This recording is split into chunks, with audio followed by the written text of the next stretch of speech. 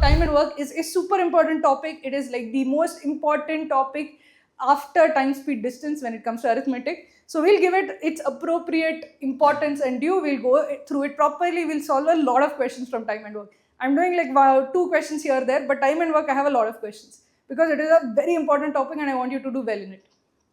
The method for solving questions in time and work. It's called a unitary method.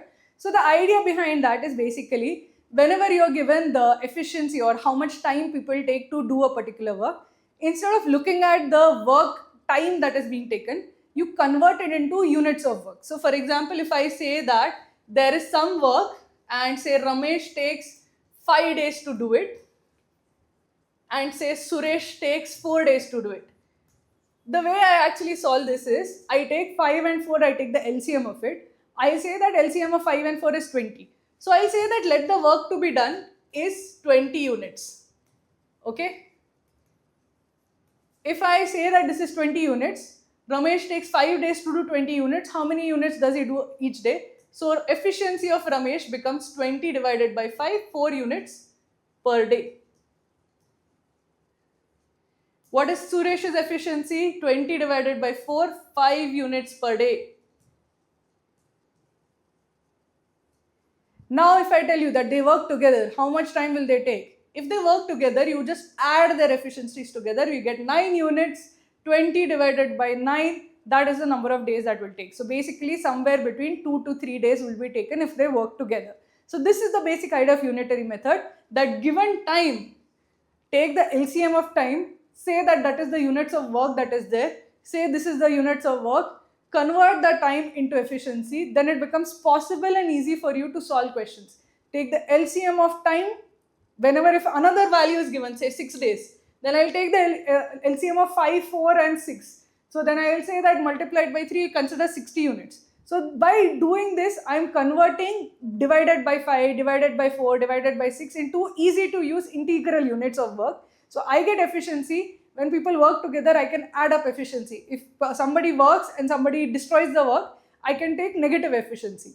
So all of that becomes possible. It becomes possible for people to like combine together if I talk in efficiency rather than days, because days does not help you in combination. When you convert it to units per day, then you can calculate, okay, what happens when they work together. So this is what I want you to do whenever time and work comes, convert it into efficiency. Do not continue to work in days. Now, efficiency when people work together. See, if A, B, C work together, okay, you add their efficiencies. Whenever people work together, you just have to add the efficiency. Suppose A, B, C work together, but D does like counterproductive work, where like A, B, C are building a wall and D is breaking down the wall. So D is doing negative work, so his efficiency will be negative. So you have to deduct D's efficiency in that case.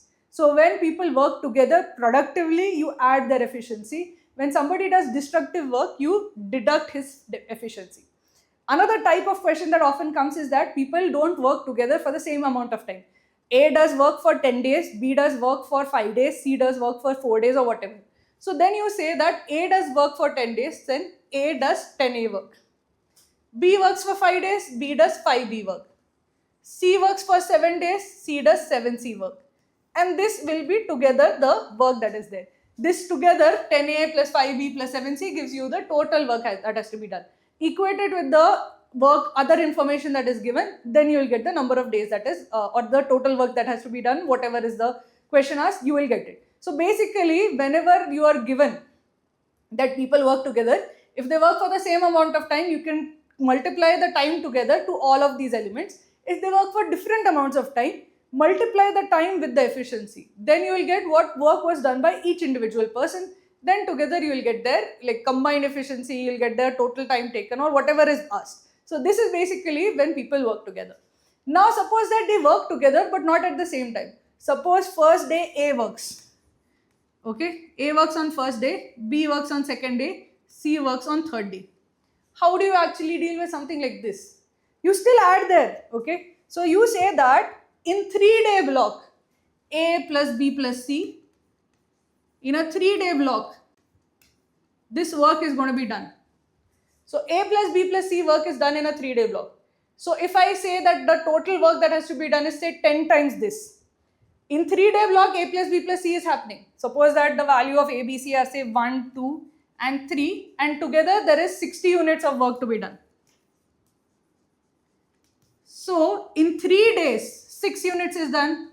So if in 3 days 6 units is done, then in 30 days you will have 60 units. So you then convert, instead of considering that 1 day at a time, you consider one block of 3 days at a time and calculate for one block how much time is taken. The only difference over here is, suppose you have that, suppose instead of doing 60 units, suppose you had 50 units of work to be done. Okay, you have 50 units of work to be done. A does 1 unit, B does 2 units, C does 3 units, and they work on first, second and third day, and they, again, fourth day again A comes, fifth day again B comes, etc. How do you say what is the day on which it is done? See, together they do 6 units. So 6 units in 10 days they will do 60 units. But this is only 50 units, and 50 is not a multiple of 6, so what should you do? So basically, try to finish, like, basically do it till the multiple of 6, okay? So when you have like 60, okay, you have 6 units, so you will say, okay, 6 into 8 is 48. So 8 blocks of 3 days, they will work, okay? You have 8 blocks done.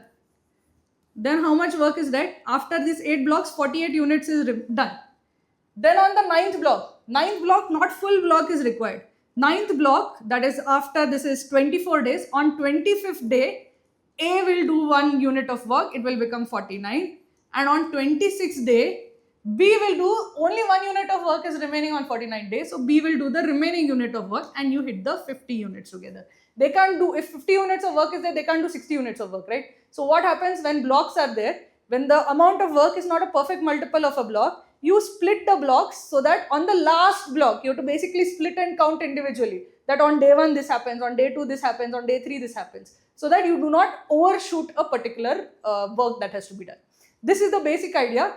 There is one additional idea when there is additional positive and negative work. We'll see an example of that. And in that example, I'll show you that, okay, when you're splitting in this block also, there is a exception that happens where something kind of contradictory happens. I'll show that in that particular example, because then you will get perfectly what is happening over. Okay, so let's take a look at an example. Let's start with an question. Okay, so I'll cover pipes and cisterns also. So pipes and cisterns, also think of it in terms of time and work. Time and work, basically whatever is work, consider is that the volume of the tank to be filled. So 60 units of work or 60 liters of water, both are same. One person doing work, one pipe filling water, same. The efficiency of a person is the filling speed of the pipe. Why am I saying this? Basically the concept remains the same.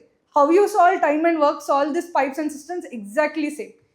Inlet is positive efficiency. When person is doing work, you consider it positive efficiency, right? So if inlet is there, it is positive efficiency. If it is outlet, consider it as a person who is destructive and who is doing negative work. So outlet is negative work, inlet is positive work. You consider positive efficiency for inlet pipes, negative efficiency for outlet pipes. So total work to be done will be what? This is the time taken by the system. This is the total sum of all inlet pipes minus the total sum of all outlet pipes. This is the combined efficiency of the system. Add the efficiency of each inlet pipe, deduct the efficiency of each outlet pipe, you will get the overall efficiency of the system. That multiplied by time is the work, or you can also call it as the volume of the tank. So using this, you can figure out how much time would it take. If all these pipes are started, how much time would it take? It's the same that if everyone works together, how much time would it take? Same question, same concept, use the same ideas.